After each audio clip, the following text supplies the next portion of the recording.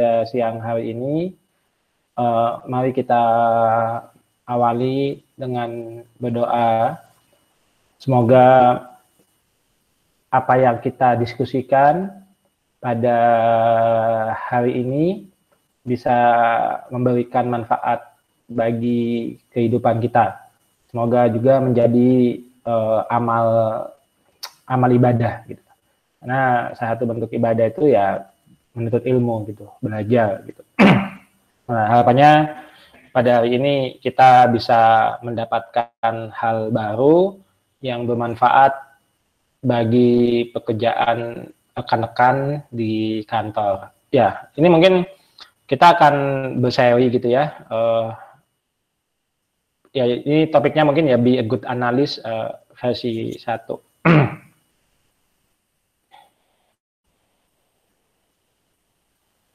Oh iya, sebelum mulai silakan untuk menyiapkan X-Mind-nya ya.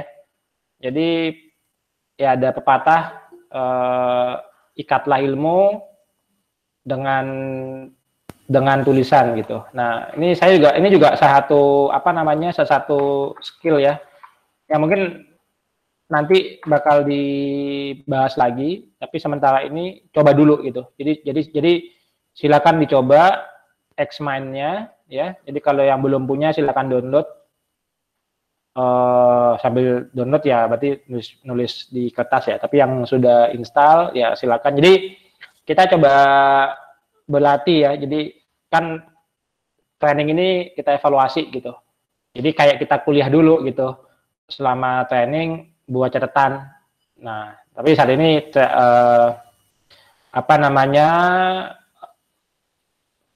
silakan pakai X-Mind ya. Jadi nggak usah berimprovisasi dulu karena perintahnya adalah menggunakan X-Mind. Silakan dicoba. Nanti disubmit catatannya. Jadi supaya clear bahwa teman-teman memperhatikan pada sesi kali ini. Seperti itu ya. Jadi nanti dicatat apa sih insight yang teman-teman dapat pada siang hari ini, dicatat sebanyak-banyaknya gitu ya. Selengkap-lengkapnya lah. Balik lagi ke inget-inget masa-masa SMA gitu mungkin atau kuliah gitu yang wajib nyatet gitu. Oke. Ya, jadi jadi pengennya sih saya juga membuka motivasi dulu gitu ya. Ini belajar karena kami ada evaluasi ya. Jadi ternyata proses upgrading ini tidak ya kadang-kadang berat gitu ya. Beban gitu. Jadi tidak menyenangkan. Tidak ya nggak kayak kita disuruh tidur gitu. Misalkan ayo teman-teman tidur gitu. Nah, teman-teman mungkin akan lebih gampang atau ayo teman-teman jalan-jalan gitu, main gitu. Itu akan lebih gampang. Tapi ketika proses belajar, ayo belajar gitu. Nah, ini nih memang ternyata nggak mudah gitu. Jadi ada yang wah ini beban, tambahan beban, terus teringat kerjaan yang banyak segala macam gitu. Ya ini makanya sih saya coba saya pengen memotivasi kita gitu untuk lebih ikhlas gitu ya, lebih bersemangat dalam belajar. Nah, ini ada quote dari Brian Tracy, continuous learning is the minimum requirement for success in any field gitu. Ya, jadi kalau mau sukses, satu syaratnya itu ya harus belajar. Jadi kalau teman-teman menolak belajar, yaitu teman-teman harus siap untuk nggak sukses gitu.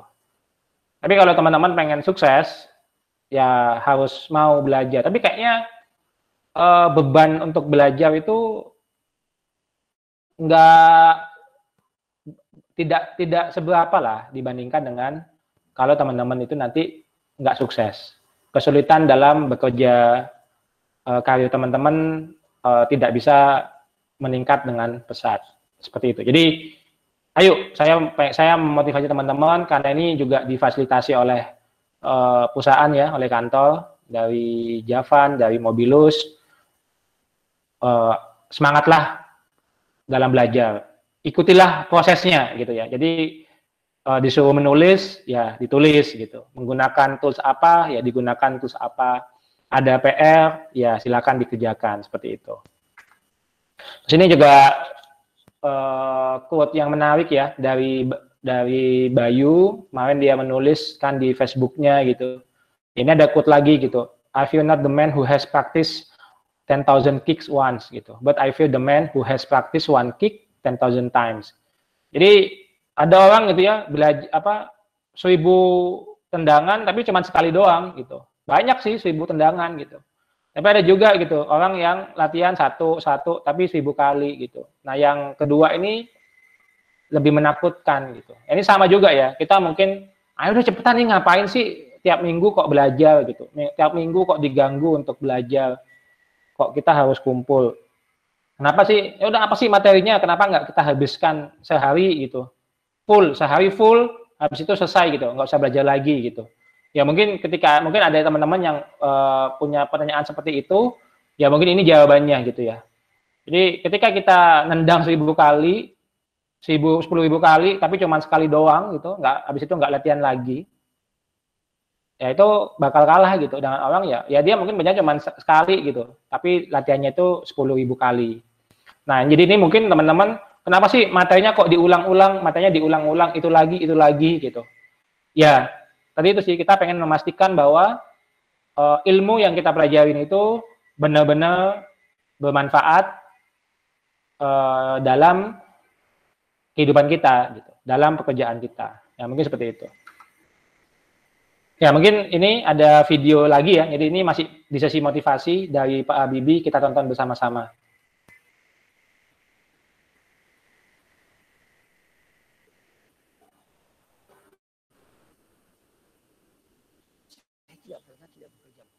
Kalau orang pernah tanya sama saya, tapi kok bisa begitu? Mentalitas apa itu? Saya mentalitas sepeda. Kalau Anda naik sepeda, Anda berhenti, Anda jatuh. Jadi kalau saya berhenti bekerja, saya masuk. Umur 80. Kalau ditanya Habibie umur berapa? 90 kurang 10.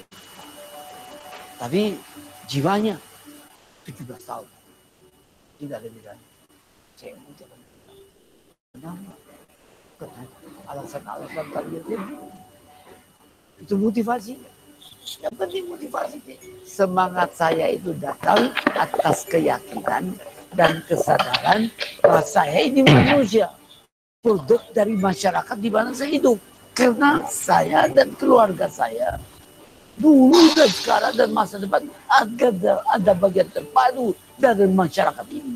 Kalau masyarakat ini makmur, ya keluarga saya itu makmur.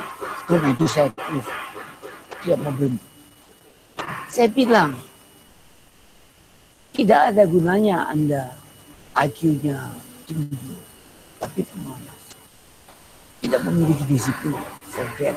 Yang penting Anda sehat, mau berkorban untuk masa depan yang lebih cerah. Dan Anda konsisten, bekerja keras, berdisiplin. Saya bersyukur. Sejak saya lahir sampai sekarang, saya mampu membuat seperti itu. Antara ilmu, agama, budaya, dan pengertian ilmu pengetahuan dan teknologi. Saya bersyukur bisa menyelesaikan semua masalah-masalah yang saya ada. Masalah kemahalan dan terasa orang sekitarnya ikut meminta itu filsafat yang diberikan oleh ayah saya. Jadilah mata air yang jernih yang memberikan kehidupan kepada sekitar.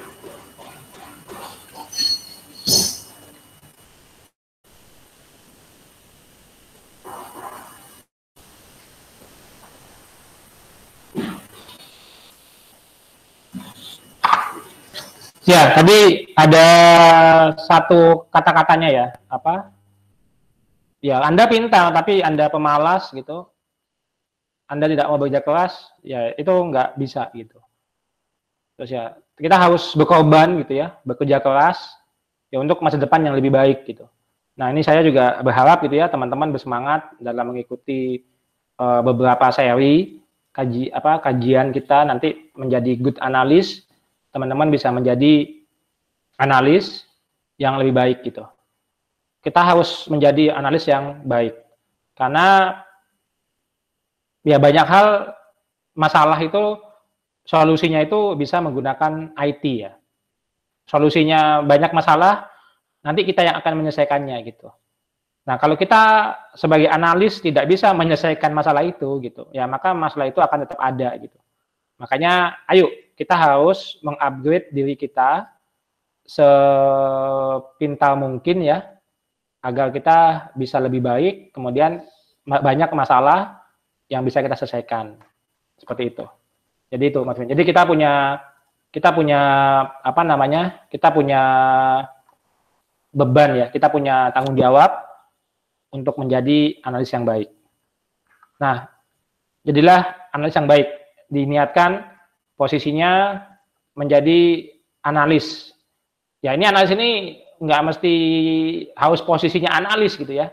Tapi banyak ini analis ini ya sebagai programmer itu juga butuh skill analisis.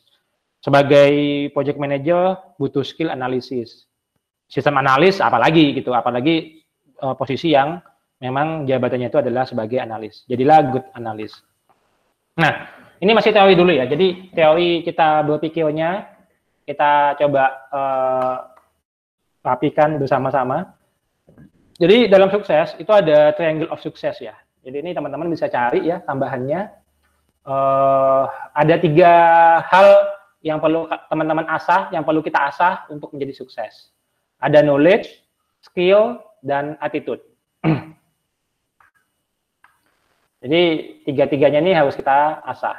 Ya, pertama itu knowledge gitu. Apa sih knowledge itu? Jadi kalau misalkan ini sering kita ulang-ulang di dalam berbagai sesi gitu, dalam berbagai diskusi, kita punya 3 konsep ya, tahu, mampu, mau. Ya ini mungkin bahasa Indonesianya yang singkat atas 3 triangle ini gitu.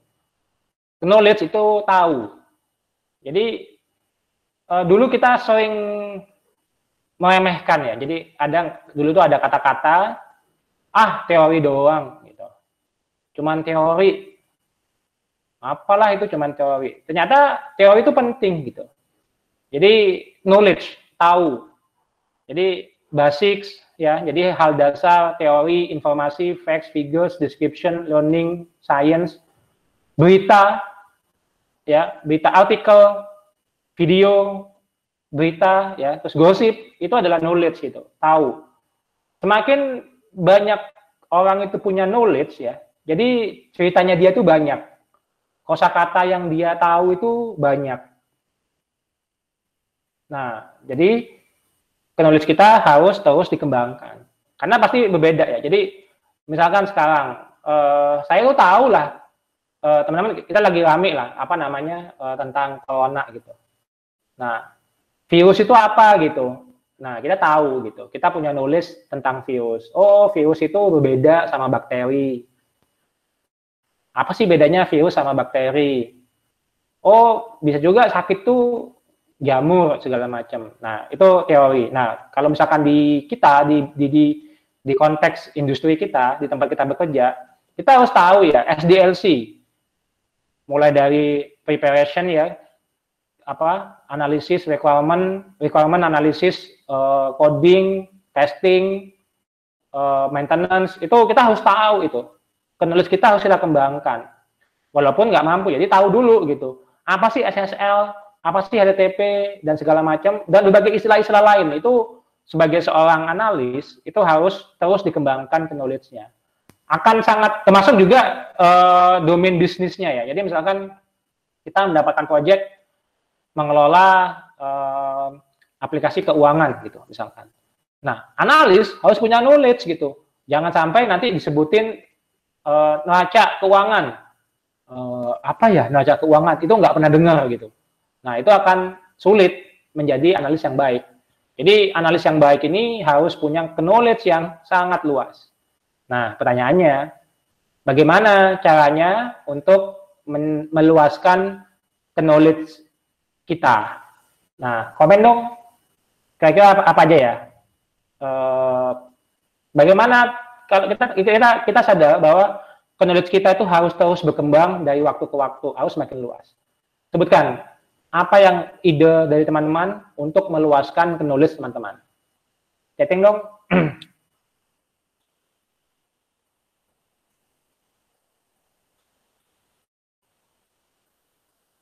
Halo, halo. Dengar kan ya? Oke, membaca buku, apa lagi? Suka kepo, apa lagi? Mengikuti seminar atau workshop, oke? Good. Ada lagi?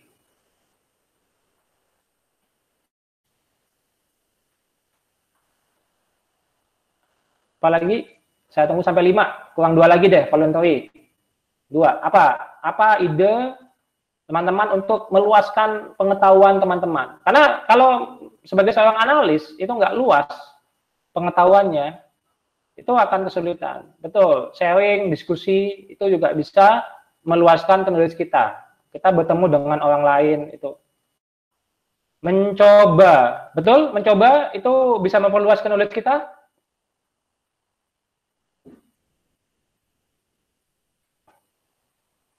Apakah mencoba itu akan memperluas knowledge? Kayaknya enggak ya.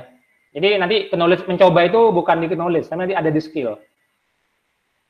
Jadi knowledge itu jadi yang nggak tahu, jadi tahu gitu. Nggak perlu sampai mampu. Jadi ada tahu, mampu, mau. Nah, mencoba itu mungkin saya mencoba bikin roket gitu. Tapi saya tahu bikin roketnya itu apakah dengan mencoba gitu. Kalau misalkan saya nggak tahu roket, terus saya mencoba bikin roket, apakah saya jadi tahu gitu?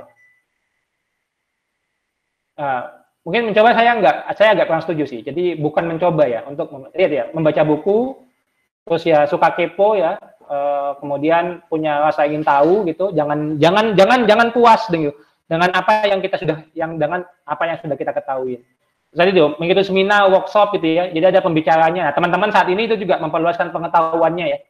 Jadi mungkin teman-teman sebelumnya nggak tahu nih triangle of success. Dengan ikut sesi kali ini, tiba-tiba teman-teman dapat tahu istilah baru. Teman-teman tahu keyword baru yang bisa teman-teman googling gitu ya. Mungkin ada dari teman-teman yang sekarang sudah googling gitu, triangle of success gitu.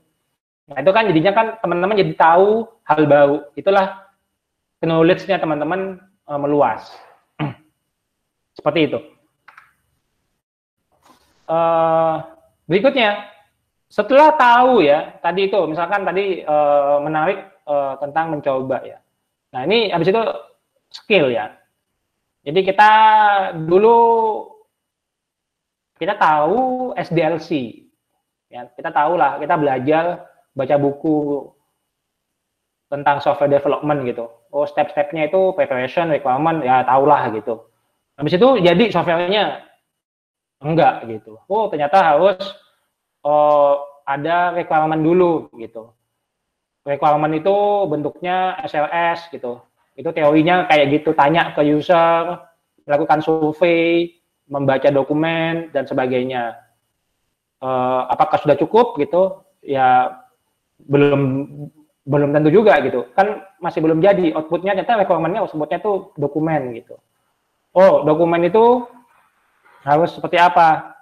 Nah, seperti itu. Jadi, habis tahu, kita mau mendevelop skill-nya kita gitu, kemampuan kita. Saya tahu aturan main bola gitu ya, lengkap lah. Lapangan bola itu panjangnya 110 meter, lebarnya 50 meter, yang main 11 gitu. Saya jago lah. Saya tahu banyak. Pokoknya yang menang main bola itu adalah tim yang mencetak gol lebih banyak gitu. Tapi apakah saya jago main bola? Enggak gitu. Saya nggak mampu, saya tidak memiliki skill yang cukup sebagai pemain bola yang handal. Nah, tadi sekarang kembali lagi konteks kita. Kita sebagai seorang analis.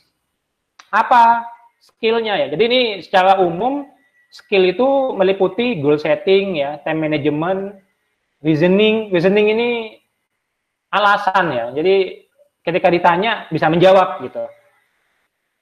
Terus communication ya, menyampaikan, kemudian interpersonal skill, ini hubungan dengan tim lain, dengan anggota orang lain. Nah, ini nih contoh-contoh skill yang harus dimiliki untuk sukses. Oke. Nah, sekarang misalkan kita berprofesi sebagai sistem analis. Kemudian ditanya, tujuannya project X itu apa? Bingung gitu. Nah, itu berarti belum punya itu kemampuan untuk menetapkan goal. Jadi goal settingnya kurang mampu ini gitu. Habis itu ditanya, projectnya ini ada berapa fitur? Ada 100 fitur gitu. Kemudian kira-kira berapa lama selesainya? Bingung. Berapa lama ya selesainya ya? Nah, itu berarti kita nggak tahu bagaimana mengelola waktunya. Jadi time manajemennya. Habis itu 100 fitur udah dipecah lagi. 1 hari berarti harus 10 fitur selesai gitu misalkan. Sanggup nggak? Dicoba deh gitu. Tapi dia tidak bisa bilang iya atau tidak gitu. Tapi coba deh gitu. Nah, itu berarti kemampuannya ya masih kurang seperti itu. Habis itu ditanya, kenapa fiturnya kok kayak gini gitu. Sebagai seorang analis. Nggak apa-apa. Nggak, ya pokoknya alasannya itu nggak kuat gitu. Nah, itu tuh berarti kemampuannya itu masih kurang. Jadi skillnya harus dibangun gitu. Sebagai good analis, skillnya harus dibangun. Berarti teman-teman harus bisa ngomong. Jadi analis harus bisa listening. Kenapa kok fitur seperti ini? Karena bla bla bla bla bla. Karena bla bla bla bla. Karena teorinya seperti ini. Karena usernya mintanya seperti ini. Jadi komplit gitu listeningnya. Kemudian mampu gitu. Satu fitur ini berapa hari, berapa jam. Nah, itu juga paham gitu, diterapkan kemampuannya. Nah, jadi bayangkan pemain bola gitu ya, pemain bola atau supir deh, supir. Lalu bola mungkin yang cewek nggak tahu lah ya, nggak bisa ngebayangin. Nyetir motor atau nyetir mobil gitu. Itu kan semua orang mungkin tahu ya, gas itu yang mana gitu kan, maju, mundur, itu tuh kebayang lah gitu, tahu gitu. Tapi kan tidak semuanya itu mampu untuk menyetir mobil. Nah, sekarang saya tanya lagi. Menurut tadi, penjelasan yang tadi, skillnya analis itu bisa dikembangkan, ya, kemampuan analis itu bisa dikembangkan dengan cara apa? Silakan chat lagi ya, 5 cara untuk teman-teman mengembangkan kemampuannya. Apa yang harus dilakukan ya supaya listening kita lebih baik gitu? Ah, betul, mencoba. Kalau tidak mencoba, jadi kan apa namanya, analis itu harus bisa menulis dokumen. Itu sebuah kewajiban. Analis nggak bisa menulis dokumen, itu repot gitu. Bagaimana untuk punya kemampuan menulis dokumen? Ya, pertama mencoba menulis gitu kan. Dilatih penulisannya. Apalagi selain mencoba, bayangkan teman-teman mau nyetir mobil atau nyetir motor gitu. Ya pertama ya harus nyobain gitu kan, mungkin nggak bisa gitu, jatuh gitu. Berlatih ya, berlatih beberapa kali setiap hari gitu. Itu lama-lama akan menjadi bisa. Iya tadi tuh mencoba dulu ya. Jadi naik motor ya coba dulu pegang naik motor gitu. Jatuh. Habis itu jangan menyerah. Gagal kan naik motor jatuh kan. Berlatih gitu. Setiap hari dialokasikan setengah jam berlatih naik motor. Lama-lama akan mampu. Nah, ini sama juga reasoning gitu. Atau komunikasi.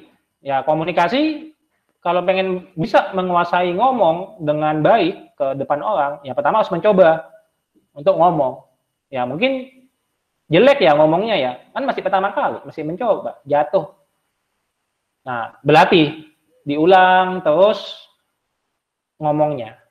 Lama-lama itu akan menjadi skill, akan mampu untuk mengerjakannya. Oh ya, apa lagi? Mencoba, berlatih, apa lagi? Untuk mampu.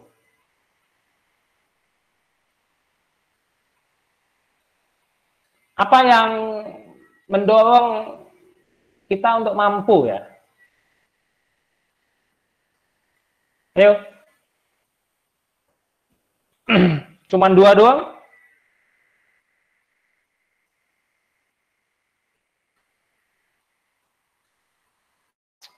Bertanya ke yang sudah berpengalaman. Ya, belajar ke ya. Jadi belajar itu ada 2 ya. Betul. Belajar itu untuk mengembangkan pengetahuan dan juga berlatih ya. Jadi diajarin, punya guru gitu, punya mentor. Jadi istilahnya itu punya guru, punya mentor, kayak gitu sih. Pesilat itu pasti punya pelatih gitu ya. Pemain bola itu punya pelatih. Diajarin itu si pemain bolanya itu gitu. Ayo lari, ayo tendang. Nah, sama juga nih di menjadi analis harus punya mentor gitu. Jadi nggak mungkin lah kita menjadi mampu tanpa kita itu belajar ke orang yang sudah lebih dulu tahu atau yang lebih dulu mampu. Kita harus punya role model istilahnya. Jadi kalau misalkan di kantor harusnya sih ya tinggal ngikutin ya, belajar ke yang sudah lebih senior.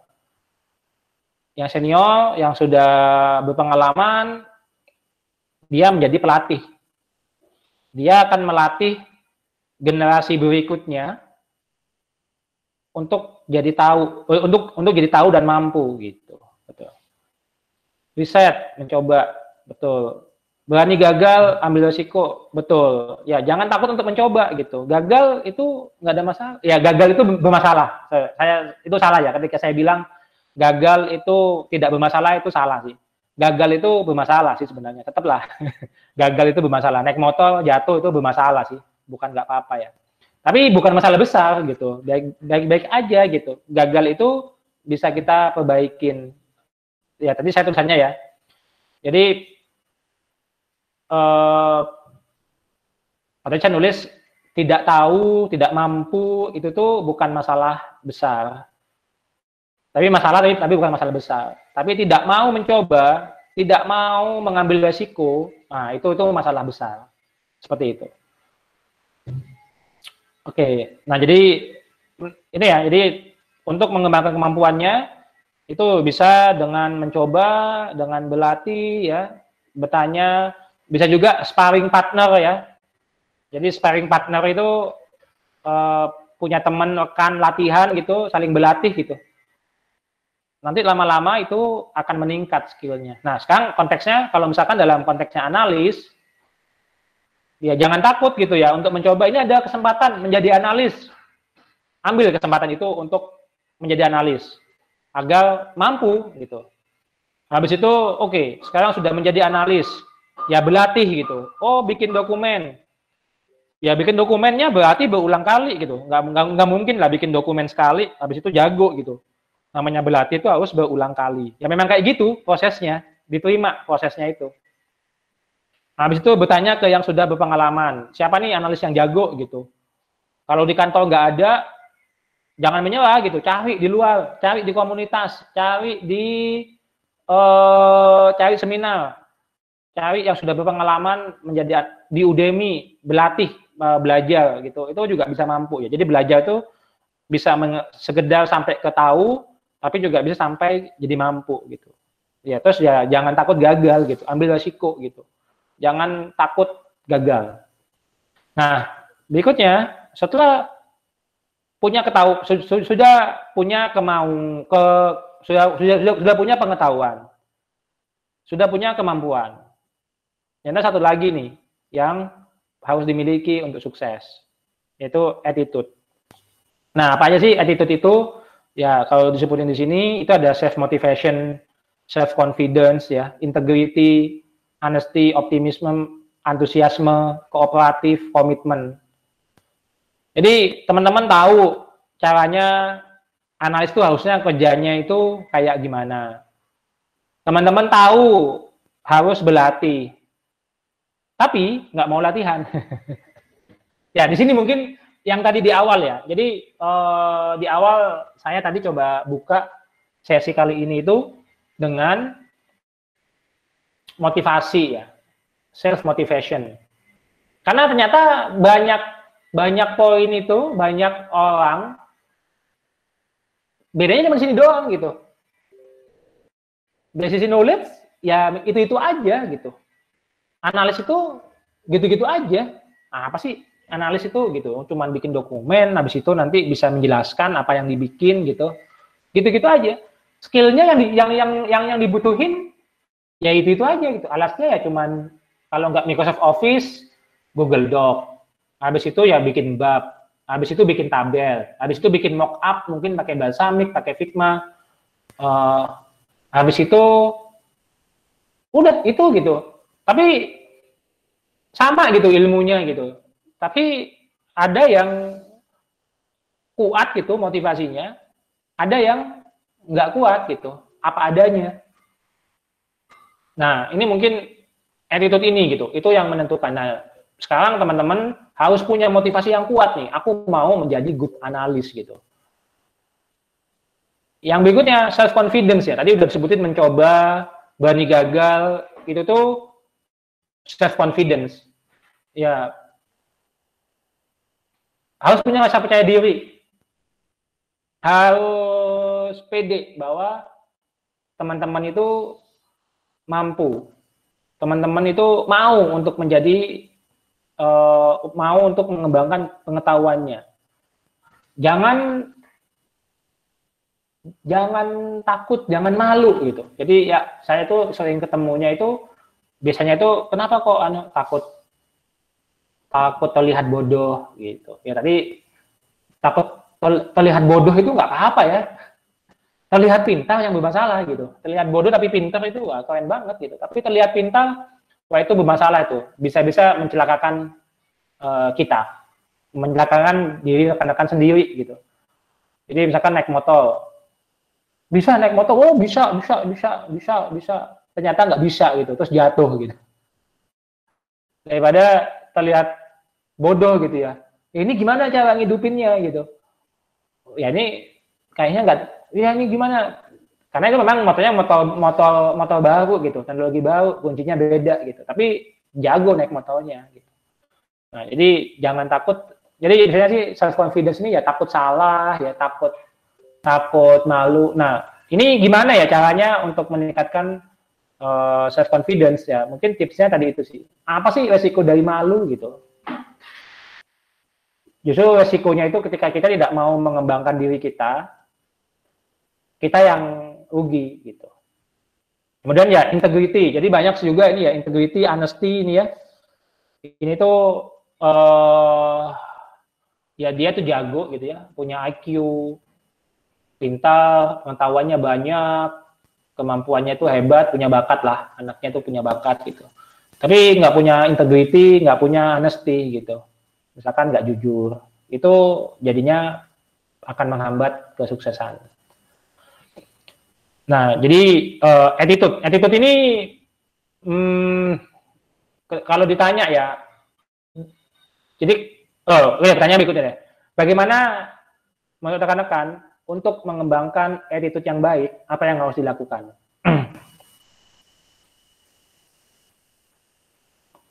Jadi kan tahu, mampu, mau. Teman-teman sudah tahu nih caranya menjadi analis itu harus baca buku, ya kan? Teman-teman udah tahu nih untuk menjadi seorang analis yang bagus itu harus mencoba, harus berlatih, harus punya mentor. Nah, sekarang pertanyaannya, gimana untuk membuat teman-teman mau melakukan hal itu semua? Apa yang harus dilakukan? Boleh di chatting?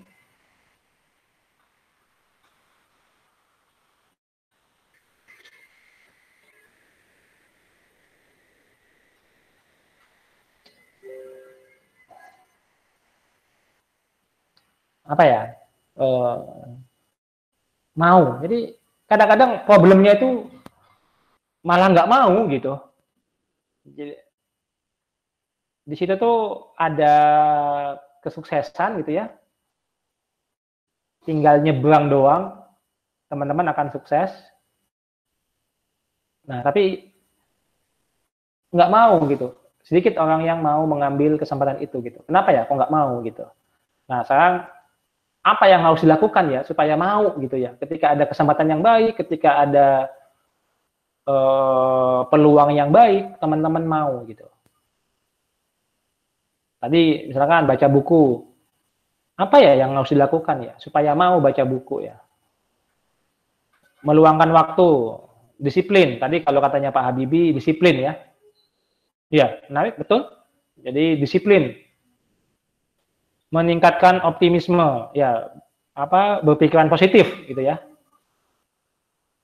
Jangan bayangkan yang enggak-enggak gitu, bayangkan yang iya-iya gitu. Betul? Jadi bayangkan enaknya gitu. Bayangkan, jangan bayangkan capeknya olahraga, tapi bayangkan fitnya badan kita, bayangkan sehatnya badan kita.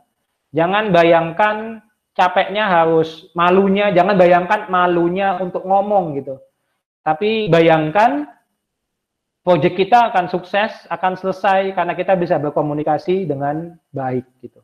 Bayangkan pujian, bayangkan bonus, bayangkan solusi yang kita kembangkan itu sangat bermanfaat gitu. Jadi bayangkan yang positif, tingkatkan optimisme. Good. Ada lagi?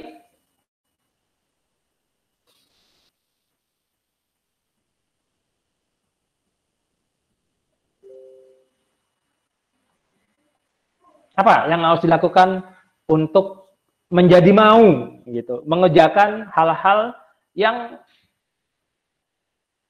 mendukung kesuksesan kita gitu. Masa sukses nggak mau? Jadi oke, niat memberikan impact untuk orang lain atau sekitarnya. Ya, semangat melayani. Jadi melayani itu impact. Ya, ini sangat hebat sekali ya. Jadi misalkan kayak sekarang gitu ya, kayak corona gitu. Itu dokter itu kan mau dan mampu lah, ya kan? Memang profesinya nakes itu kan perawat, itu kan mau dan mampu. Dia memang keahliannya di situ, pengetahuannya memang di situ. Tapi ada yang mau gitu ya, menembus resiko terpapar corona dan mungkin meninggal gitu. Tapi ada juga yang nggak mau gitu, dia kabur gitu. Niatnya memberikan impact untuk orang lain dan sekitarnya. Niat semangat untuk melayani. Betul sekali. Jadi ingat-ingat kita itu hidup untuk melayani gitu ya. Ya kalau di hadisnya sebaik-baik manusia itu adalah manusia yang paling banyak manfaatnya bagi orang lain. Memiliki niat yang kuat untuk memberikan manfaat bagi orang lain. Kalau saya nggak baca buku, maka pelayanan yang bisa saya lakukan itu sedikit gitu.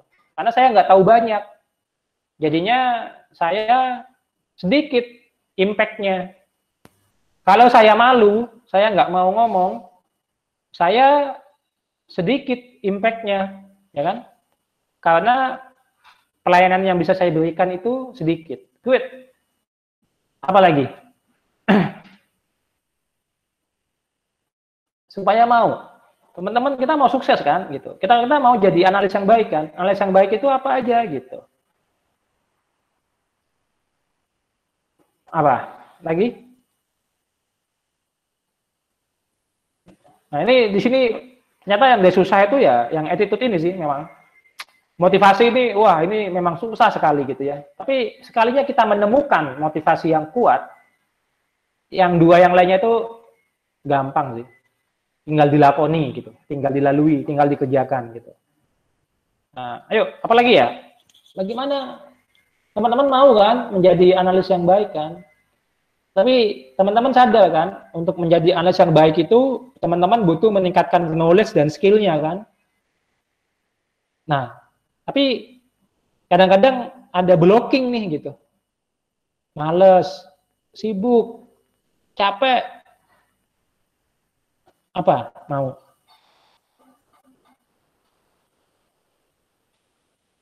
Yuk, ada yang punya ide?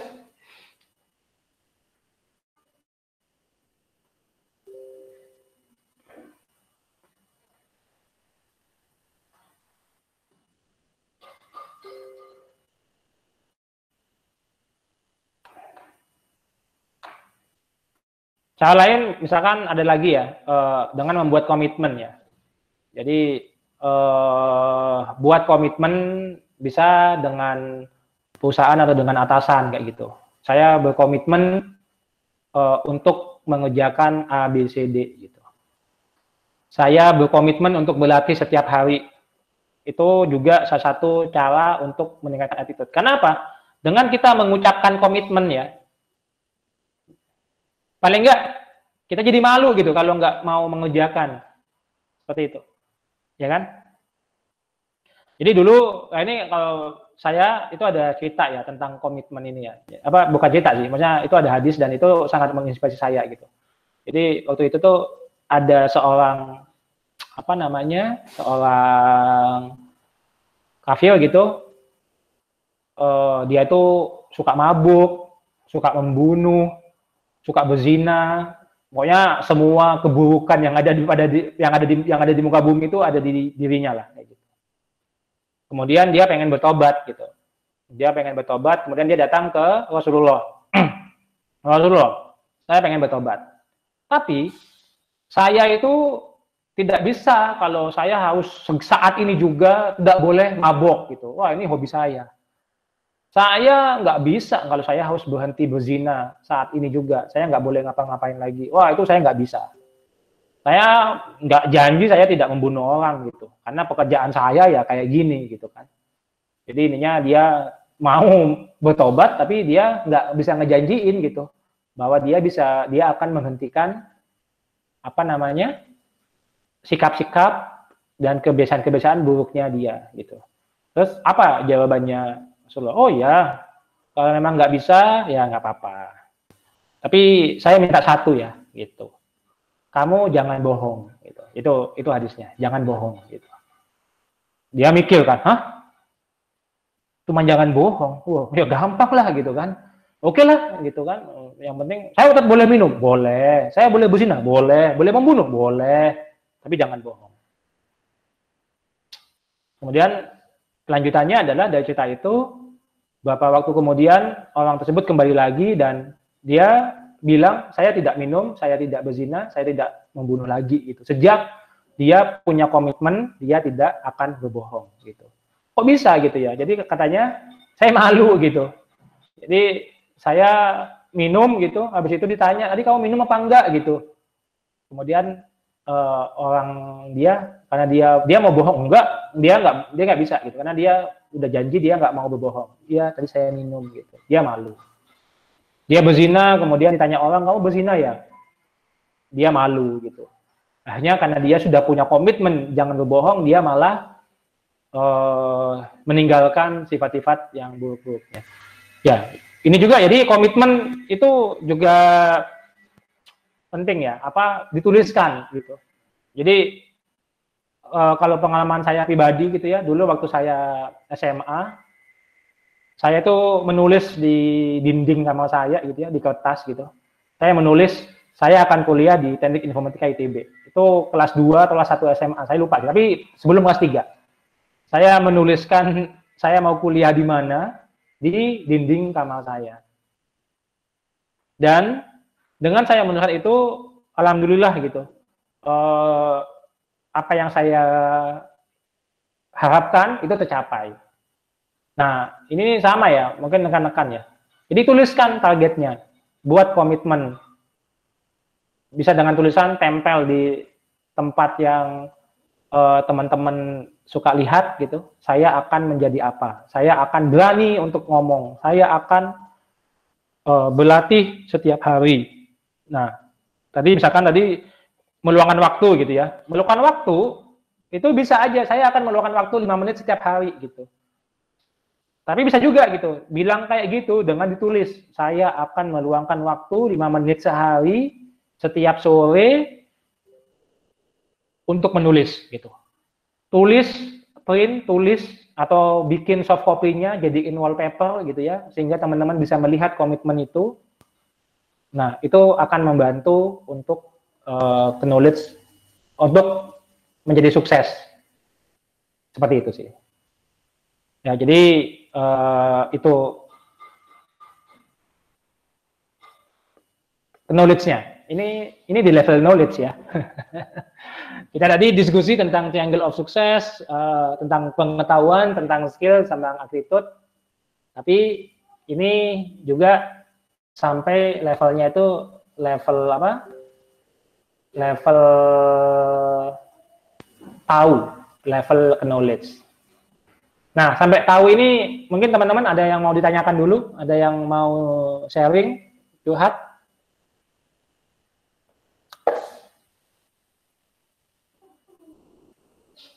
Ada? Yuk. Ayo, mau berkembang, mau menjadi good analis. Ayo, tanya. Jangan malu. Dobrak rasa malunya. Jangan takut terlihat bodoh. Karena ini demi kita untuk mengembangkan diri kita. Ada yang mau tanya?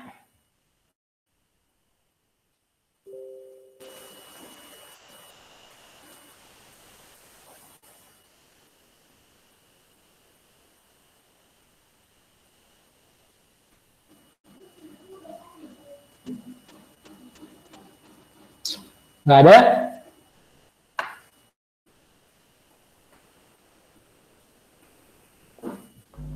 Ada, Pak. Apa?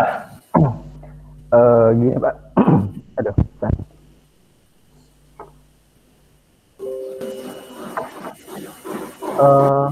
Terkadang masalah saya, itu kadang saya untuk melakukan sesuatu itu saya biasa suka mikir dulu ini sebenarnya apa sih alasan kuat saya untuk melakukan sesuatu itu. Kalau misalnya saya belum menemukan hal itu, biasanya saya agak susah sih untuk melakukan hal tersebut. Nah, maksudnya pertanyaannya gimana Pak ya untuk kita ngoreksi kalau tadi problem saya itu saya tuh harus punya alasan yang kuat gitu untuk melakukan hal tersebut, itu gimana gitu Pak? Oke, saya tanya balik deh. Tadi kamu bilang kan, kamu tidak punya alasan yang kuat. Itu kira-kira kalau misalkan dipetakan, itu tahu, mampu atau mau levelnya ya? Kamu tidak apa itu? Tidak tahu mungkin. Tidak tahu. Berarti tadi apa? Tidak tahu itu apa solusinya untuk tidak tahu? Tadi ada apa aja? Ya, membaca buku, terus punya rasa ingin tahu, sharing, ikut training. Betul. Jadi mungkin kenapa kok kita itu nggak punya alasannya ya? Ya mungkin tadi itu kita nggak punya informasinya gitu kan ya. Kita nggak punya, kenapa sih kok nggak itu gitu. Nah, kenapa kok kita nggak punya informasinya gitu? Balik lagi gitu. Karena memang bacaannya kurang gitu. Temen diskusinya kurang. Jadi kan ya itu sih jawabannya. Jadi memang bakalan beda ya motivasinya ya. Orang yang sudah tahu dengan yang orang tidak tahu. Ya, coba bayangkan orang yang sudah tahu Jakarta dengan yang orang sudah pernah ke Jakarta. Kira-kira sama nggak? Dia mau atau tidak mau ke Jakartanya alasannya? Lebih kuat yang mana, Pak Yudi?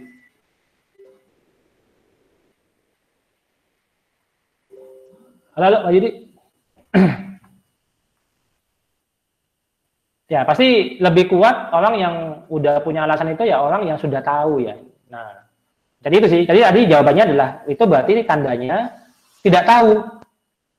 Berarti di sisi knowledge-nya yang kurang.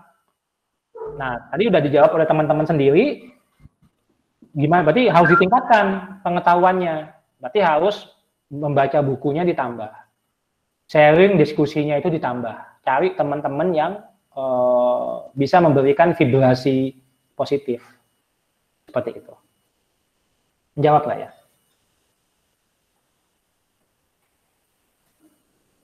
Iya Pak, menjawab Pak. Gitu. Jadi misalkan ini ada topik gitu ya, kenapa sih harus membaca buku gitu kan?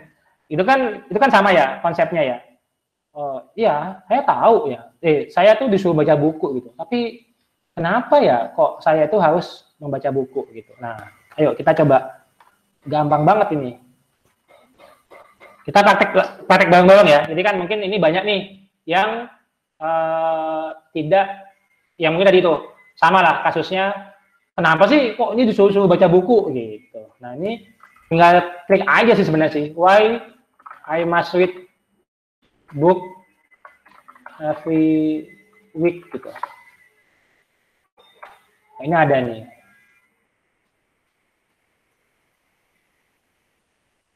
Ya seperti itu sih. Jadi kamu cari aja. Misalkan udah gampang banget. Nggak, misalkan membaca itu masih terlalu berat gitu ya. Misalkan ya buat diri kamu gitu. Kemudian kamu pengen tahu gitu. Why I must read books gitu. Nah, ini ada gitu. Coba kita tonton bareng-bareng.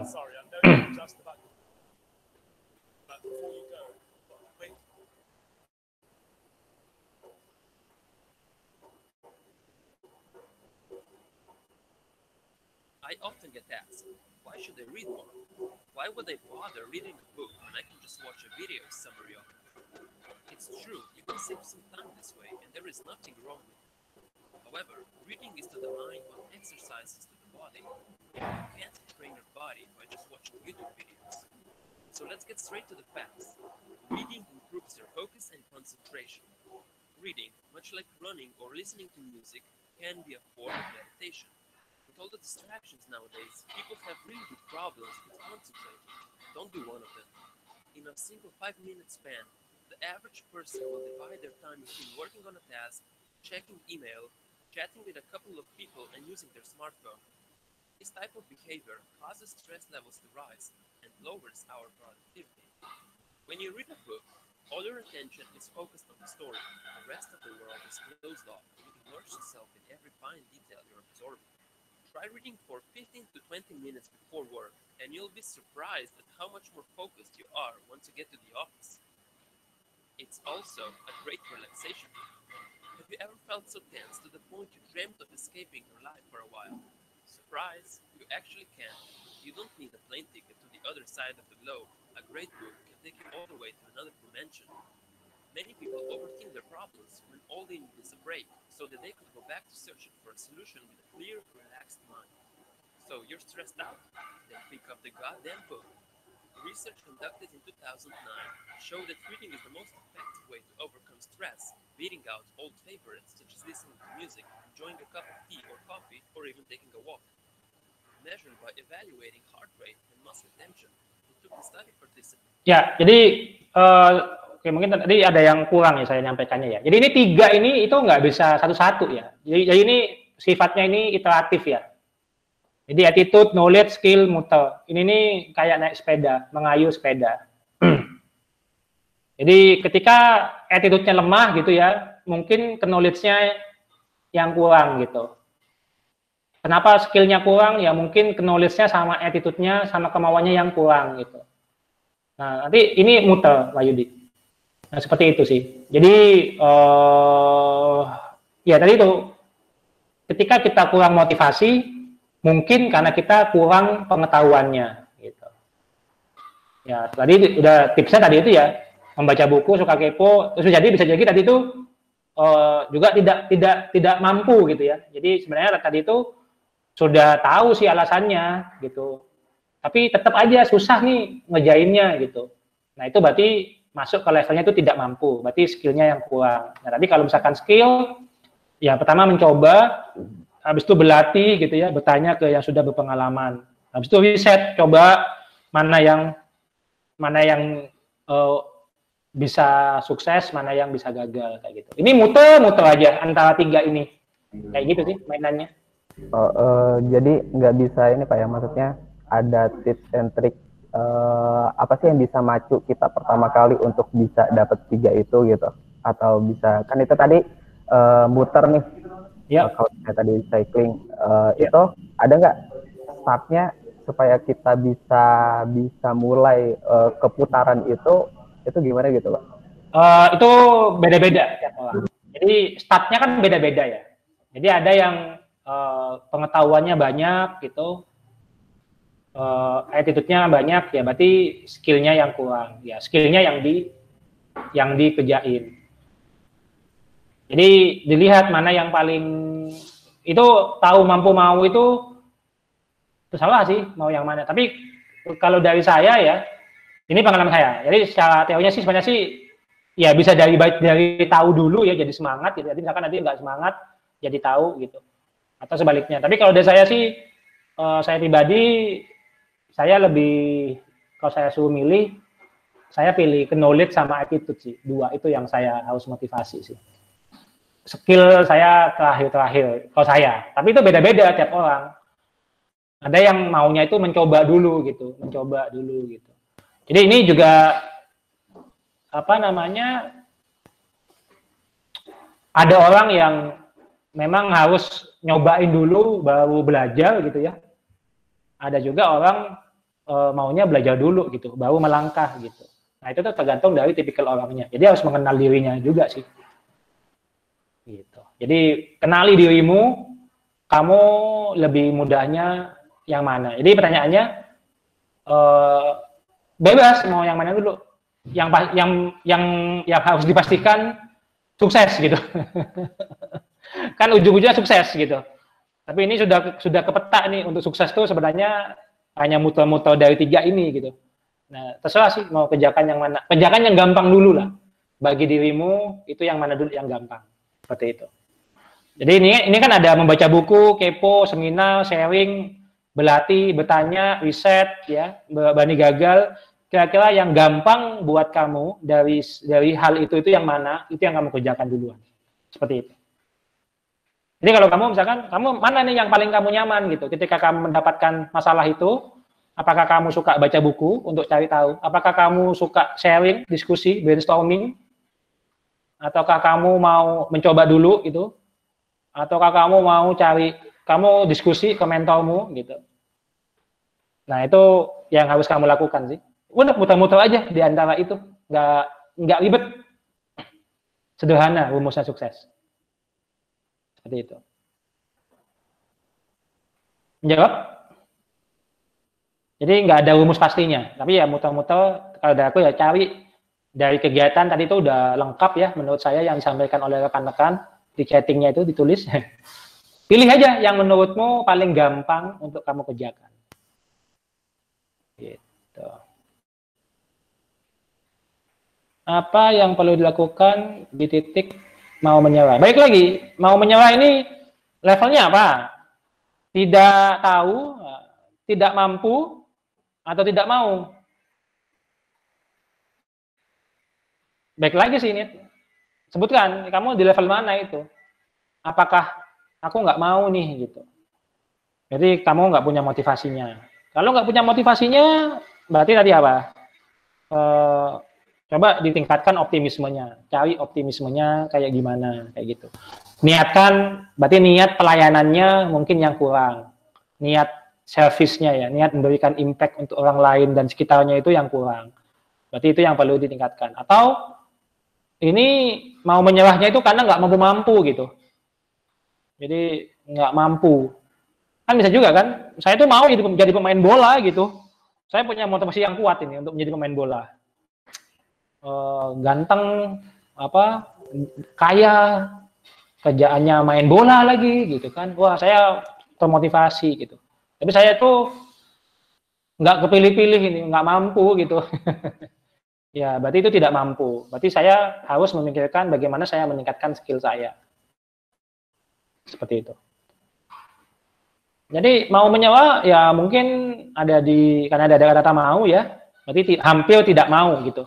Ya mungkin berarti itu ada problem di attitude, ada problem di motivasinya, ada problem di kepercayaan dirinya, atau problem di optimismenya, atau problem di antusiasmenya, atau problem di komitmennya. Ya bisa juga tadi itu ya, pakai cara yang saya lakukan dulu gitu, pakai komitmen. Tulis besar-besar, sampaikan ke tim gitu. Sampaikan ke tim, saya punya komitmen apa gitu. Jadi sampaikan ke tim, misalkan, jadi ini kemarin ada contohnya ini, tapi ya wanita jadi yang jadikan contoh sama teman saya gitu ketika sharing masalah ini gitu tentang komitmen. Jadi wanita itu kalau mau diet gitu ya, ada yang mau diet nggak di sini? Tapi kayaknya nggak ada nih, udah langsing semua. Jadi kalau misalnya mau diet gitu ya, jangan bilang aku mau diet gitu, jangan bilang aku mau diet doang gitu. Tulis di Facebooknya gitu. Teman-temanku gitu ya, saya akan menurunkan berat badan saya 5 kg dalam 1 bulan ke depan. Untuk itu saya akan olahraga 1 jam setiap harinya. Saya tidak akan makan nasi. Tuliskan di Facebook. Tuliskan, kasih tahu ke orang keluarga gitu, ke suami, ke istri, ke mana? Ke suami, istri, orang tua gitu. Bu, saya nggak mau makan nasi, saya mau olahraga tiap hari, Bu. Ini janjiku, janji. Gitu. Itu bisa mendorong kamu untuk nggak menyerah lagi, untuk bisa termotivasi lagi gitu. Karena nanti kan jadinya kan malu ya. Katanya mau diet, kok makannya banyak gitu. Ada orang lain yang bakalan menegur kayak gitu sih. Jadi komitmen, ada statement itu, komitmen itu akan membantu. Jadi misalkan teman-teman, kalau teman-teman Javan ada misalkan ada komitmen menulis gitu ya. Tuliskan nih ke temennya gitu, bilang ke temennya, aku mau mengalokasikan waktuku 5 menit tiap hari untuk menulis. Aku pengen jago menulis, tulisanku aku pengen bagus gitu. Tolong dong tagih aku ya, tiap hari ditanyain, aku sudah menulis apa enggak. Nah, itu akan mendorong kita untuk menjadi sukses. Gitu. Atau bilang juga misalkan pengen meningkatkan komunikasi gitu ya, pengen ngomong di depan umum dengan lebih umum gitu. Aku mau lebih bagus nih. Jadi bilang statement itu, aku mau ngomong dengan bagus gitu. Nanti kalau aku ngomong, kalau aku malu, ada seminar, ada disuruh tanya, kamu ingetin aku ya untuk aku selalu bertanya gitu misalkan. Atau nanti kalau aku ngomong selalu video aku ya gitu misalkan. Nah kayak gitu sih. Lakukan hal itu, and then ya Anda akan mendapatkan roadmap to your success sih. Sukses itu punyamu gitu, bukan punya orang lain. Seperti itu sih. Ada pertanyaan lagi?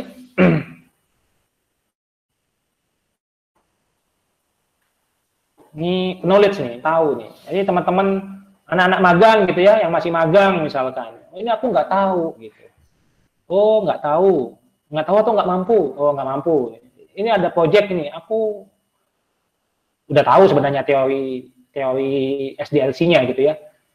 Ini ada project nih, kamu terlibat project ini. Oh malu, aku kan nggak mampu, masih belum bisa. Wah, harus mencoba gitu. Berani gagal, ambil resiko. Kalau nggak pernah mencoba, kapan akan mampunya? Seperti itu. Oke, ada lagi pertanyaan? Yang butuh motivasi ini, saya menjadi motivator nih. Karena motivasi, ya saat ini sih mungkin di level, tapi saya sih yakin ya teman-teman tuh, kalian tuh sudah berbeda lah levelnya gitu ya. Kalian tuh punya knowledge sama skill. Enggak, jadi kemarin tuh ada yang bilang gitu, kerja di Javan itu susah gitu. Ya memang susah gitu, kita itu orang-orang terpilih gitu. Enggak semua orang mampu menuliskan ribuan line if then else while looping dengan kata-kata yang aneh gitu. Tapi kita bisa membacanya gitu. Kita itu orang-orang yang sudah beda lah levelnya sama orang-orang yang mohon maaf misalkan kerjanya jadi tukang becak gitu. Kita tuh bisa berpikir. Jadi teman-teman tuh sebenarnya punya knowledge dan skill. Dari sisi pendidikan juga teman-teman punya knowledge-nya gitu ya. Skill-nya ya sudah berani lah mencoba, punya skill tinggal ditingkatkan lagi. Tapi yang saya lihat itu ini ya, attitude-nya yang mungkin perlu ditingkatkan. Motivasinya, confidence-nya, optimismenya gitu ya. Jadi bayangan hasil akhir yang akan dicapai itu apa gitu. Seperti itu. Jadi tingkatkan self motivasinya gitu ya. Temukan alasannya, bangun komitmen. Itu keren banget. Itu banyak ya, itu teman-teman kalau misalkan mau cari tentang komitmennya di saya bilang tentang menulis apa itu tuh banyak. Ada juga bahkan kalau pengen barang gitu ya, barangnya itu difoto gitu. Kemudian ditempel, saya mau punya barang, saya mau punya mobil ini gitu misalkan. Saya pengen jabatan saya itu kerjanya kayak apa. Itu dibayangkan. Nah, ini juga sesuai ya, di agama pun kita diajari gitu. Berdoa itu harus spesifik gitu. Jelas. Apa sih yang diminta gitu. Jadi komitmennya diperjelas. Oke, clear.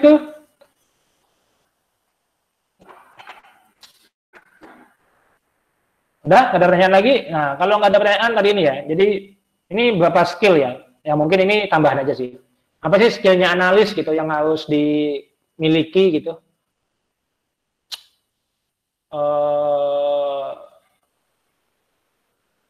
Kayaknya 6 ini gitu ya. Ini harus dimiliki teman-teman yang berprofesinya itu sebagai, ini udah spesifik lagi nih, sistem analis ini sekarang. Kalau tadi kan analis secara umum ya, bahkan ya mungkin suksesnya secara umum. Ini saya akan coba jelaskan lagi apa sih skill yang harus teman-teman latih ya. Jadi ini menu latihan buat teman-teman. Jadi yang pertama ya, ability to read and understand technical document. Jadi kalau tadi udah disinggung ya tentang membaca buku segala macam.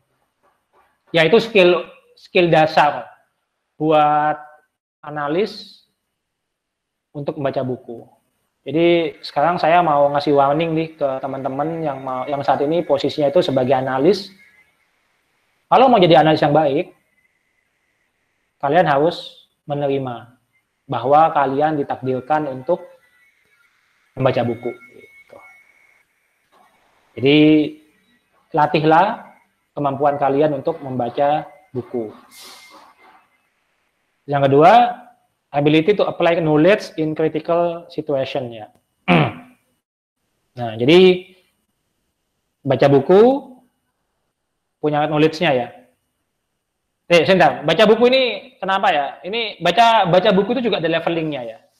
Di sini disebut ini technical document. Technical document itu membosankan, jelimet.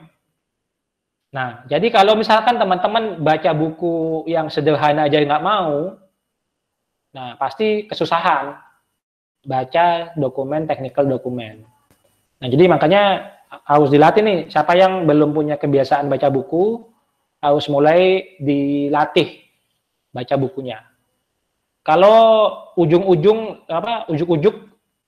baca buku yang sulit itu susah, mulailah dari buku yang gampang, buku novel kayak, kalau buku masih nggak make sense untuk dibaca tiap hari, artikel kayak, menulis kayak gitu sih. Habis itu ability to apply knowledge in critical situation ya. Jadi sadarilah bahwa kita itu menyelesaikan masalahnya klien ya. Jadi klien itu punya masalah gitu. Makanya dia minta bantuan kita. Kalau dia nggak punya masalah, dia nggak bakal minta bantuan sama kita. Miliki mindset itu. Dan masalahnya itu berat. Makanya minta bantuan sama kita. Kalau masalahnya itu gampang, dia nggak bakal minta bantuan sama kita. Jadi problemnya itu pasti susah. Nah, kita harus punya kemampuan ini untuk bisa, oh ini masalah Anda ini, solusinya itu ini gitu. Oh, Anda butuh ini ya, security-nya ya. Oke, security-nya itu berarti kita buat loginnya itu pakai OAuth gitu misalkan.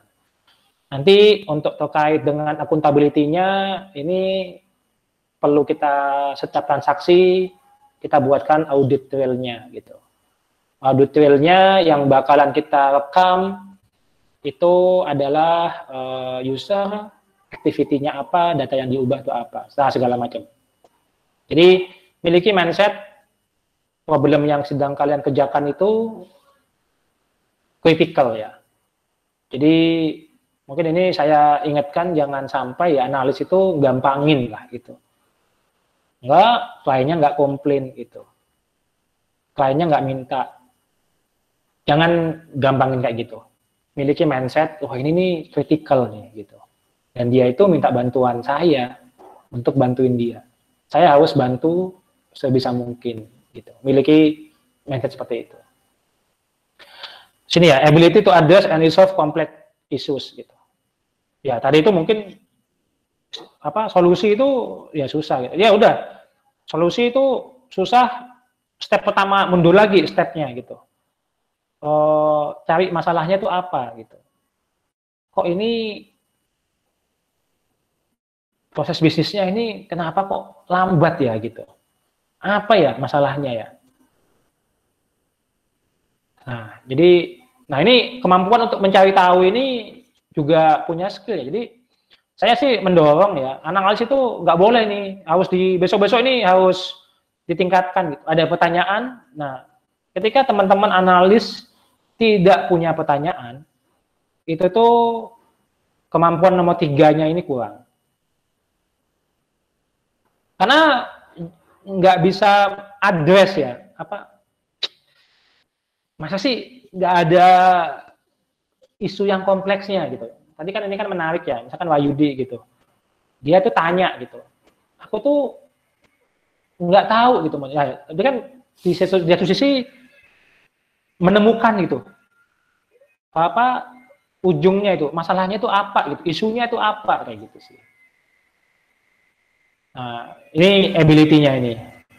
Dan ini skill yang harus dilatih ya. Itu menemukan skill itu, menemukan masalah itu tuh nggak satu hari jadi itu. Nggak bisa lah teman-teman, ayo besok kamu jago bertanya gitu. Itu nggak bisa. Itu butuh latihan. Jadi saya sih minta ya, besok-besok analis ketika ada kesempatan bertanya, ayo dipikirkan, aku tuh harus punya pertanyaan. Aku harus punya pertanyaan. Aku harus punya pertanyaan. Apa ya? Ketika aku nggak bisa menemukan pertanyaan, berarti itu kemampuan ability-ku untuk address masalah ini masih kurang. Ayo, aku mau tanya gitu. Dilatih gitu, dilatih untuk bertanya. Temukan pertanyaan. Nggak apa-apa, pertanyaannya silly, sampaikan gitu sih.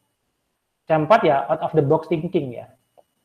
Jadi kan analis kita kan sebenarnya banyaknya itu kan saat ini ya di fase ini kita itu bisa dibilang mengotomasi atau mendigitalisasi proses bisnis gitu. Klien itu sudah ada kerjanya tapi manual. Tapi lama, tapi repot gitu kan. Kemudian kita tawarkan, kita kerjanya adalah kita menemukan solusi supaya dia tuh bisa bekerja lebih cepat, lebih mudah gitu ya, lebih baik, lebih di mana-mana kayak gitu.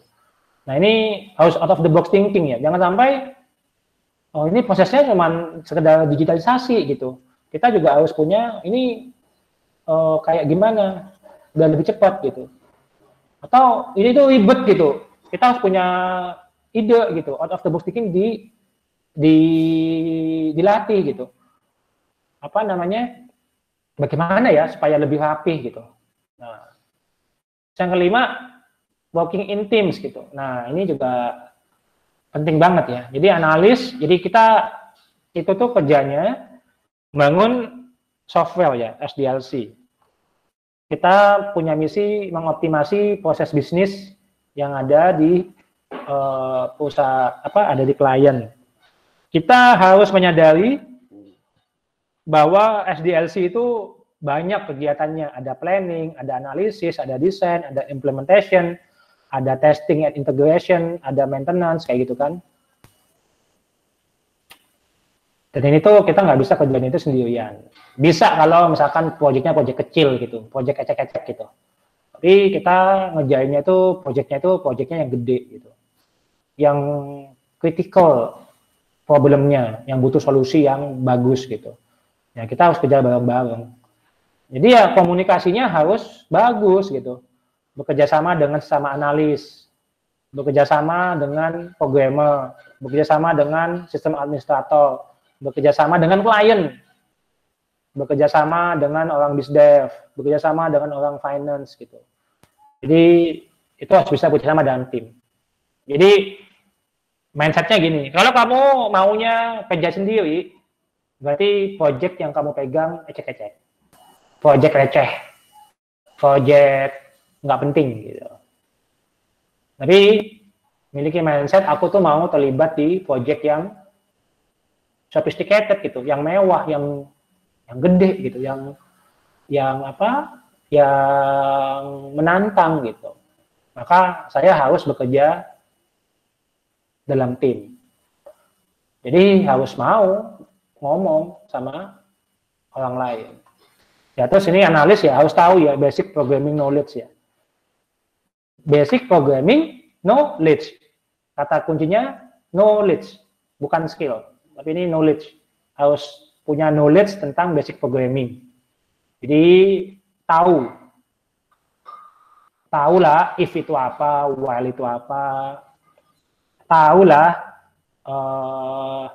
Ajax itu apa, tahulah recursive itu apa, itu harus tahu.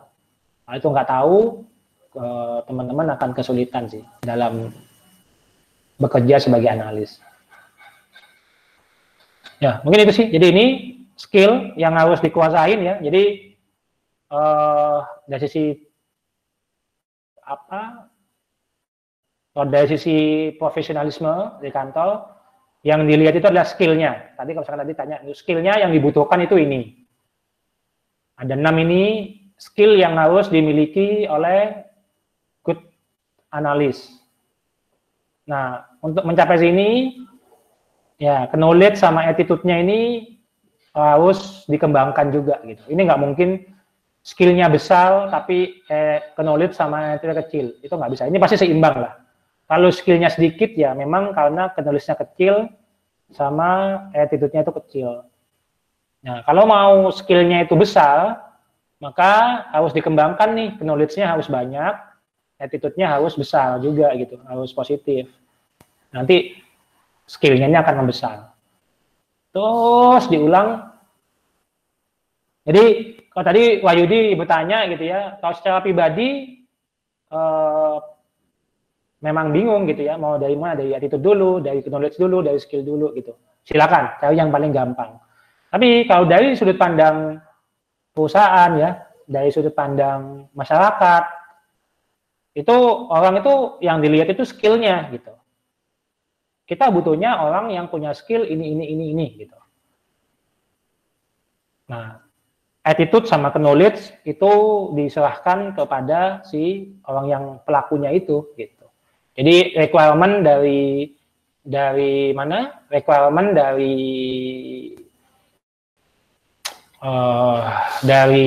user ya, usernya itu kan bisa perusahaan, bisa orang lain, itu skill. Jadi misalkan kita sederhanakan gitu ya, misalkan ini banyak cewek banyak cowok, misalkan yang dicari itu suami gitu misalkan, maka yang dilihat itu skillnya gitu, bisa nggak, jadi ujung-ujungnya ya bisa nyari nafkah nggak gitu, itu skillnya, bisa nggak memimpin gitu, itu skillnya yang dilihat. Jadi nggak dilihat itu, kita kan nggak tahu kalau motivasi itu kan itu nggak kelihatan. Yang harus dilihat, yang bakal kelihatan oleh orang luar itu adalah skillnya. Nah, yang sama sih, good analyst ini yang bakal dilihat itu adalah skillnya ya ini gitu ya. Ini read and write sih ya. Kalau aku sih ini kurang sih. Ini aku lebih paste sih. Ability to read, ya membaca dan menulis. Nah ini skillnya yang diharapkan. Ini harus teman-teman latih ya. Teman-teman harus tingkatkan. Kalau teman-teman bisa punya skill ini, itu wah ini Kan teman-teman keren. Nah, gimana untuk mencapai skill ini? Teman-teman harus punya knowledge-nya sama attitude-nya. Knowledge-nya ya kita adakan sharing ini ya. Tapi ini nggak cukup, teman-teman juga harus baca buku. Ya skill-nya kita juga adalah latihan bareng-bareng kayak gitu. Nah, kalau attitude ini diserahkan ke teman-teman sendiri nih. Motivasinya dia dijaga gitu. Kepercayaan dirinya dijaga gitu. Nah, kalau nggak punya motivasi yang kuat, ayo ngobrol ya. Baca buku dan sebagainya. Seperti itu. Ada pertanyaan?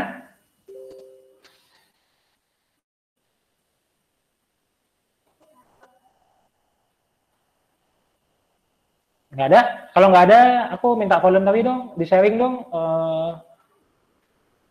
hasil mind mappingnya ya. Dari sesi kali ini tuh, ini aku masih mengevaluasi ya. Ini untuk materi berikutnya sih tentang mind mapping. Ini masuk dari skill ya, skill dari listening communication ini sih. Ada yang mau sharing nggak hasil mind mappingnya? Mungkin Muti bisa sharing screen nggak? Mind mapping yang kamu buat dari sesi kali ini tuh kamu dapat catatan apa aja ya? Iya, Pak.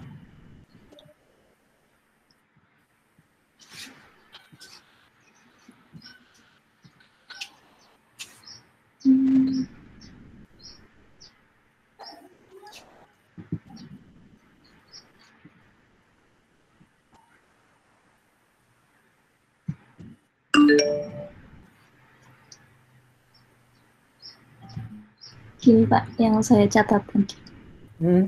Diulang lagi, dibacain.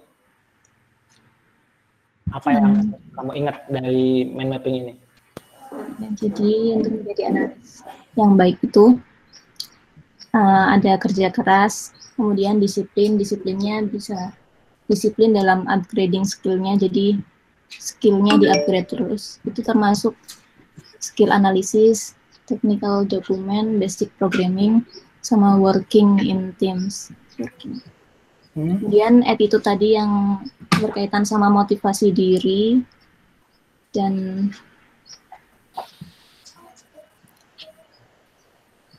ya attitude tadi. Kemudian knowledge yang harus dipahami itu ada teori dan praktik, itu sama-sama penting. Kemudian ya yang paling penting juga memiliki niat menjadi analis. Kemudian niatnya juga memberikan impact untuk orang lain atau sekitarnya. Great. Thank you. Tadi kesusahan nggak untuk bikin mind mappingnya? Enggak ya? Oke, great. Yang lain mungkin dari tim Mobilus ada yang mau sharing mind mappingnya? Apa ya catatannya dari Mbak Alfi atau Mbak Desi mind mapping? Ini skill sih, mind mapping ini nanti juga bakal ada skillnya ya. Jadi ya mungkin ini saya mau mengevaluasi dulu gitu tentang kemampuan mind mapping. Nanti kita akan ada training skillnya khusus ya untuk terkait dengan mind mapping ini. Tapi ini mau tahu dulu sih kondisinya saat ini tuh tentang mind mapping teman-teman kayak gimana ya. Ada yang dari Mobilus yang mau sharing?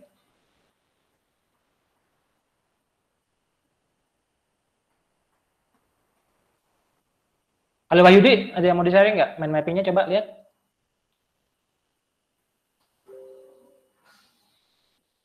Oke Pak, sebentar.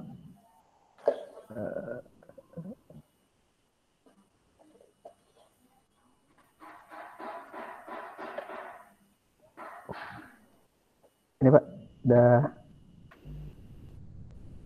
Oke. Ya. Coba bacain. Dijelasin Pak? Iya, dibacain. Oke, jadi untuk jadi analis yang hebat itu pertama kita harus selalu belajar. Belajar itu selalu belajar terus-menerus, continuous, tidak pernah berhenti belajar. Kemudian kita bisa menggunakan cara belajar yang spesifik, jadi satu fokus, tapi kita coba ulang-ulang sampai benar-benar bisa gitu. Kemudian tentang triangle of success. Jadi itu ada knowledge. Pertama, gimana sih untuk ngebangin knowledge? Ini salah satunya dengan membaca buku, kemudian mempunyai rasa ingin tahu yang tinggi, sharing dengan teman atau rekan kerja, kemudian seminar, workshop, atau training.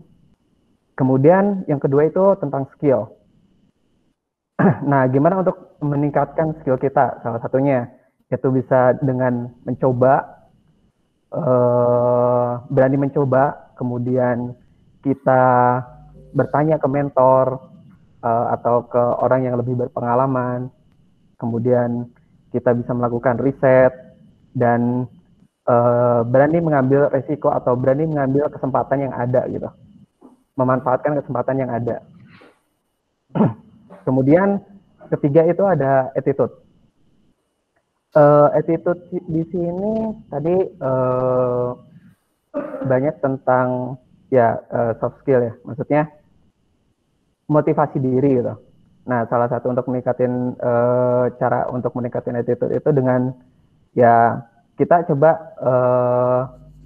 bulatkan niat kita itu untuk pelayanan gitu, untuk memberikan impact kepada sekitar. Kalau misalnya tadi kata Pak Habibie itu kita harus menjadi mata air yang jernih yang punya impact ke sekitar kita, memberi kehidupan. Kemudian kita harus mengembangkan positive thinking. Belajar itu berat, tapi coba kita belajar untuk ya impact positifnya apa sih ke depannya gitu, yang bakal kita dapat dari belajar, dari menulis, dari membaca. Walaupun pasti itu berat, tapi dengan kita tahu berpikir positif itu akan lebih menyemangati diri kita. Kemudian komitmen itu dengan komitmen ke diri sendiri, komitmen ke orang lain, itu akan membantu kita untuk mengembangkan attitude kita. Kemudian ada skill yang harus dimiliki oleh seorang sistem analis, yaitu ada technical document. Pertama, kita harus paham tentang technical document, bisa membaca dan bisa membuatnya. Salah satu caranya itu dengan membaca buku. Membaca buku bisa dimulai dari buku yang mudah yang kita sukai sebelum kita mencoba naik level ke buku-buku yang sifatnya teknikal. Kemudian critical solution itu kita harus punya mindset atau punya kemampuan untuk memposisikan pekerjaan kita atau sesuatu yang kita hadapi itu sebagai critical situation. Jadi segala sesuatu itu penting, semuanya penting, dan kita harus coba punya solusinya untuk itu. Jangan sampai kita meremehkan, oh ini nggak penting nih, udahlah nggak perlu dicari solusinya, kurang lebih seperti itu. Kemudian mencari tahu masalah, misalnya ada masalah-masalah kompleks ataupun ya kita harus tahu nih, bisa cari masalahnya apa sih, kenapa bisa jadi kayak gini. Dan itu nanti bakal berujung, kalau misalnya kita bisa mendefinisikan masalah kita, maka kita bisa dengan cepat untuk mendefinisikan solusinya. Kemudian harus berpikir out of the box. Ya salah satunya kita harus punya pertanyaan nih. Ya ketika orang lain tidak punya pertanyaan atau tidak punya masalah dengan hal itu, ya kita harus coba berpikir di luar pemikiran orang lain. Kemudian programming knowledge itu ya basic programming, ya walaupun hanya sebatas pengetahuan, setidaknya kita tahu ya yang ada di programming itu seperti apa. Cukup, Pak? Oke, good. Thank you. Yang lain? Ada lagi? Mungkin Sita, Dewi, Erika, Anita, Alfi. Ayo. Ini peluang nih untuk meningkatkan skill communicating gitu. Mumpung ada momen. Berani ngomong di depan orang. Safira? Yuk. Sita. Coba Sita deh. Sita apa catatannya nih? Oke, Pak. Sebentar.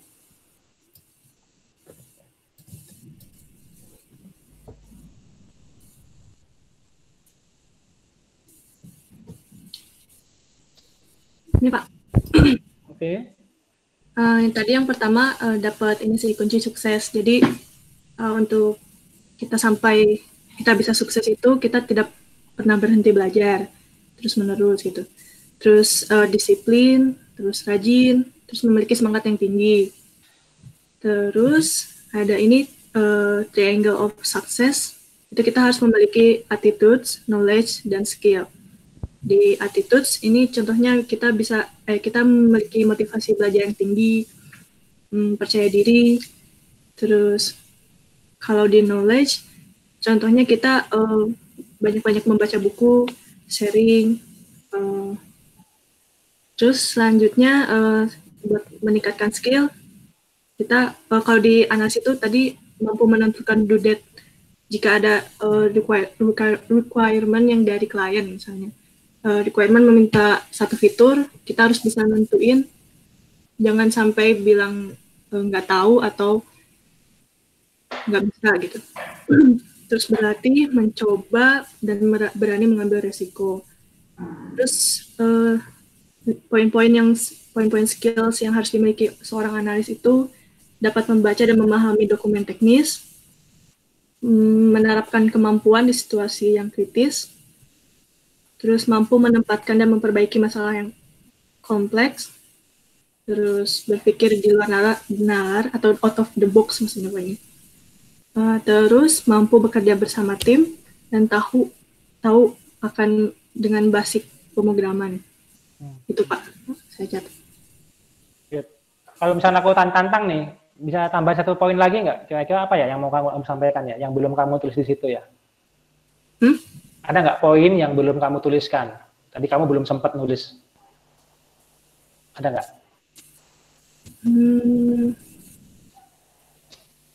Udah sih. Seingat aku ini sih Pak. Ayo tambah satu lagi deh, satu aja. Tambah satu lagi. Apa gitu yang belum kamu tuliskan dari tadi gitu. Kamu kan bisa melihat apa yang disampaikan oleh Muti, Wahyudi, kayak gitu. Ada nggak poin yang kan ini beda kan dengan yang disampaikan oleh Muti sama Wahyudi kan? Nah, apa yang berbeda gitu? Yang mungkin kamu menginspirasi kamu dari Wahyudi sama dari Muti gitu misalkan? Ya ada? Lupa tadi. Ya, nanti itu juga tips ya. Jadi skillnya itu menangkap cepat gitu ya. Jadi kalau ada inspirasi dari orang lain, ini kan ini sepakat kan ya. Tadi ini ada yang berbeda kan dengan yang punyanya Wahyudi kan. Ini ada yang ini enggak ini berbeda. Ada yang sama tapi ada yang berbeda gitu. Nah itu harusnya juga dilatih gitu ya. Ketika ada orang lain punya insight dan itu kita belum punya, itu tuh segera dicatat gitu, jangan sampai lupa sih.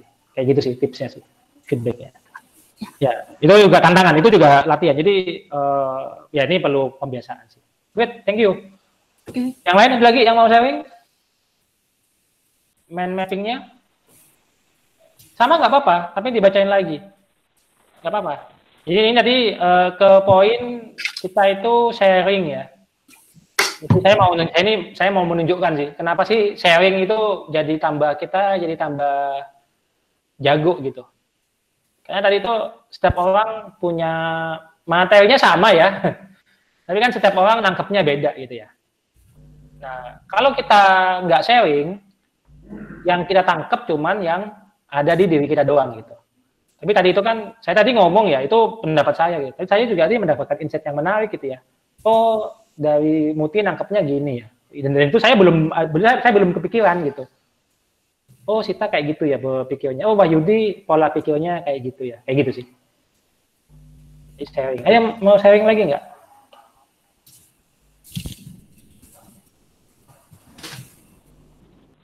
Aku mau nambah dikit ya. Masih ada waktu kan ya? Ada. Oke, jadi satu poin ya, mungkin nggak tahu nih tadi poinnya udah masuk atau belum. Poin yang penting juga tuh respect ya. Ya, jadi respect terhadap klien, salah satu ini contohnya. Jadi respect itu gimana? Misalnya kita lagi requirement gathering gitu. Misalnya klien minta, saya tolong dibuatkan mobil. Nah, sebagai analis gimana kita? Oh ya Pak, siap. Apakah itu doang? Itu apakah itu sudah sebuah analis yang baik atau seorang analis yang baik? Kita nggak menanyakan itu mobilnya itu buat apa Pak? Mobilnya Bapak keluarganya berapa? Bapak tinggalnya di mana? Di perkotaan atau di daerah yang perbukitan? Bapak butuh mobilnya kapan? Posisikan diri kita sebagai orang lain yang kita ajak bicara. Kita mencoba mengerti kebutuhannya. Kita mencoba mengerti apa goal-nya. Ini impact-nya juga tadi ya, yang salah satu poin yang disampaikan Mas Noel. Kita bukan pembuat software ya. Kita ini konsultan. Diri konsultan ya, kita punya expertise di situ. Kita memberikan nilai lebih. Kita bukan hanya sekedar penjahit yang diberikan bahan, diberi ukuran, besok selesai. Itu penjahit. Dia tidak memberikan nilai tambah. Jadi menurut saya harapannya rekan-rekan bisa ini ya, menjadi lawan diskusi yang baik bagi klien. Ketika mungkin rekan gathering, ketika user cerita apa, coba ditimbali dengan case kalau seperti ini gimana Pak? Mungkin ada case seperti ini enggak? Ya mungkin kadang basa-basi gitu, atau mungkin jawabannya enggak ya. Tapi itu membangun sebuah ini enggak, kepercayaan gitu, bahwa kita menangkap apa yang klien ngomongkan gitu. Nggak cuma klien rocos kayak radio, habis itu kita nggak nanggapin apa-apa, cuma dicatat atau iya Pak, ya Pak. Ya mungkin itu yang mungkin bisa direnungkan ya. Jadi kita itu penjahit baju atau kita konsultan. Ya, tambahan lagi ya, berarti itu terkait dengan attitude ya. Jadi itu ada attitude, salah satu prakteknya attitude-nya itu respect. Ya, respect kepada orang lain. Ya, ini juga nyambung juga ya ke positive thinking ya. Jadi kita harus, bisa jadi itu memang dia butuh gitu. Bisa jadi juga dia cerita macam-macam, dia nggak berkorelasi, tapi bisa jadi itu akan memberikan insight tambahan untuk memperluas knowledge kita. Gitu. Habis itu ya kita juga jangan berasumsi juga ya. Jadi kita respect, siapa tahu kita dia udah tahu gitu. Nah itu juga bisa jadi juga salah ya. Jadi respect, siapa tahu kita sampaikan dia mungkin dia antara dia nggak tahu gitu ya. Jadi bisa jadi kita berasumsi dia itu nggak tahu apa-apa. Jadi kita nggak mau ngomong sama dia. Kita tuh tidak menyampaikan. Atau kita berasumsi juga dia udah tahu gitu. Padahal belum tentu juga gitu. Jadi itu attitude ya, itu attitude. Nah, ini penting juga tuh antusiasme ya mungkin ya. Jadi antusiasme itu ya tapi ini juga masih knowledge ya, teori juga sih. Ya antusiasme itu penting ya. Jadi project gitu, apa kerjaan gitu. Ada orang, aduh kerjaan lagi gitu, nggak antusias. Tapi ada orang bilang, wow, pengalaman baru. Ada PR gitu, aduh kerjaan belum selesai, ada PR lagi, gitu. Apa sih ini nggak penting juga, tapi bisa juga gitu. Oh ada PR, wow, ini berarti ada new skill atau new knowledge nih yang akan saya dapat, kayak gitu. Nah, jadi ini tadi saya lihat sih ya skill sama kita punya modal lah, skill sama teman-teman. Saya tadi pakai bahasa Inggris ya. Ini pakai bahasa Inggris. Habis itu tadi juga pakai bahasa Inggris. Teman-teman punya skill untuk menerjemahkan menjadi bahasa Indonesia. Keren kan? Gitu. Jadi saya anggap sih kita itu udah hebat gitu. Kita punya skill sama knowledge gitu. Ya mungkin kebanyakan dari kita harus meningkatkan di sisi attitude kita agar attitude-nya membesar, knowledge kita akan membesar, skill kita akan membesar, kemudian teman-teman akan sukses. Oke, mungkin itu. Semoga bermanfaat. Ini sebenarnya saya mau minta maaf nih, saya tadi udah siapin Dewi padahal untuk training skill lah.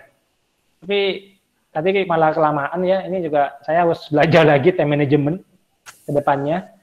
Ya, tapi mungkin nanti ditunda sampai minggu depan ya. Minggu depan akan ada hard skill yang akan disampaikan. Tapi mungkin nanti juga selama minggu depan teman-teman boleh tanya ke saya ya. Satu skill tadi itu saya udah nyiapin slide-nya sih. Akan fokus ke sini sebenarnya, ke testing gitu. Saya mau ngecekin tentang Selenium IDE gitu. Ya mungkin nanti ini saya minta ya teman-teman yang masih kesulitan itu untuk posting ya ke grup gitu atau tanya pribadi, punya masalah apa, nanti kita bahas bareng-bareng gitu sampai teman-teman bisa gitu. Pesan saya, jangan puas dengan apa yang sudah kita tahu, jangan puas dengan apa yang kita sudah mampu, jangan puas dengan apa yang kita motivasi kita gitu ya, terus tingkatkan setiap hari. Mungkin itu yang bisa disampaikan pada hari ini. Semoga bermanfaat bagi kita ya, bagi rekan-rekan, bagi saya jadi refresh lagi materi ini gitu ya. Bagi teman-teman juga jangan berhenti di teman-teman ilmunya, disampaikan ke orang lain gitu ya. Ini kan mungkin ada teman-teman programmer yang nggak ikut sesi ini. Mungkin tadi ada sesi motivasi buat teman-teman, itu juga disampaikan ke temannya, saling memotivasi. Itu juga salah satu skill untuk ya communicating ya. Jadi belajar untuk menyampaikan. Itu juga akan meningkatkan self confidence ya. Itu juga akan baik untuk confidence rekan-rekan semuanya. Demikian yang bisa saya sampaikan. Terima kasih. Wassalamualaikum warahmatullahi wabarakatuh.